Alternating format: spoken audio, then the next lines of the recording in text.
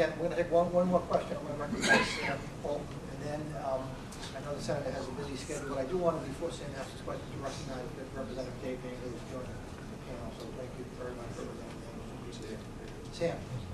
Senator, first, thanks very much for coming, not only for your words, but for listening to us. I want to get back to jobs and your comment. I know you said one, but these are related questions. The first comes right on the heels of what we were just speaking about with banks. Small business, I know we have somebody here from SBA. Is there a way, as a small business owner myself, is there a way for us to get some of that stimulus money to businesses that started up right when everything went wrong? Because we're caught in a catch-22. When you start up a business, you don't expect to make money for 2 or 3 or 4 years. So you're in the negative. In order to get more money to expand, which you need, anyone that can give you any help needs you to be at least even or in the positive. Is there a way to get stimulus money to us if we're sound, just to get the books straight? That's the first question. The second is about shovel-ready projects. And I know that my brothers and sisters in labor and in construction have a lot of projects that could be shovel-ready if we had the engineering and the permits. And in Massachusetts, that's a process. You need to get your permit, you need to have stamped engineering. We're caught in a catch-22. If you don't have all of that, you can't be shovel-ready, but you need money for all of that. So what are you recommending would help on that particular piece? If you could get money to get the engineering and the permitting, if a project looks like it's worthy, a little stimulus money to get it going. Because right now, unless you're ready to go, you can't get the dough. So where well, do we it's go tricky, with that? Sam. It's tricky because you've really got to, you know, we don't have endless amounts of Eurotap money. We have to make some priorities. And there are enough already engineered, already permitted, literally shovel-ready. And that's what shovel-ready means.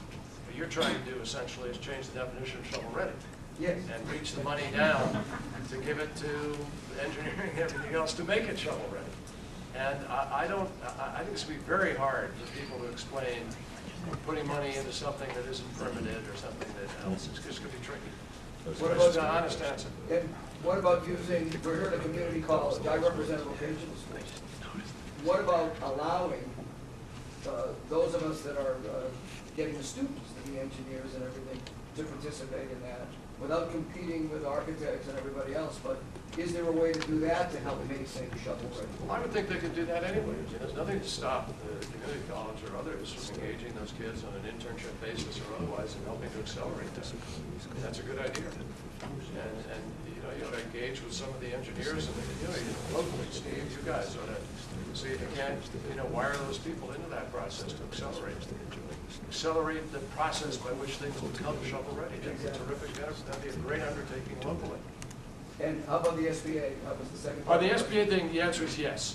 In fact, the president has some additional money that he talked about yesterday in Baltimore that will go to help startup companies, recognizing that startups have a particular challenge and they want to be able to hire and so forth. So they get included in that hiring and practice. I don't know exactly how. I'd have to look at the details on it. But just be aware that they are including companies that are startup status. We want startups to survive, folks. There isn't a major company in America, in the world, not one company, whether it's IBM or digital or you name it, that didn't start in somebody's car or garage or basement or attic. Seriously. I mean, I know my classmate and pal, very, very close friend, Freddie Smith, started FedEx.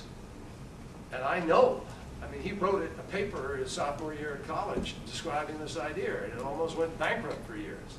And he had to borrow from here, and it was in court, and people, they finally got it, rip it, and now look at the company you got. So you got to start small. You start small. We want to grow those things. And somebody, there's some kid, I don't know where in America today, who's got the next new energy thing that none of us have thought about. That's going to revolutionize how we propel our vehicles or do something. That's what we have to believe in. And if we unleash that, that's why education is so critical.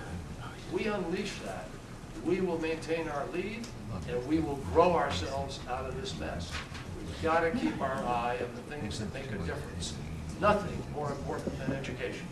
Higher education in today's world is critical. And if we keep pushing that curve, other countries, I say this to you, I'm passionate about this because I want, like the president said the other day, I don't want America to be number 2. I want to be number 1.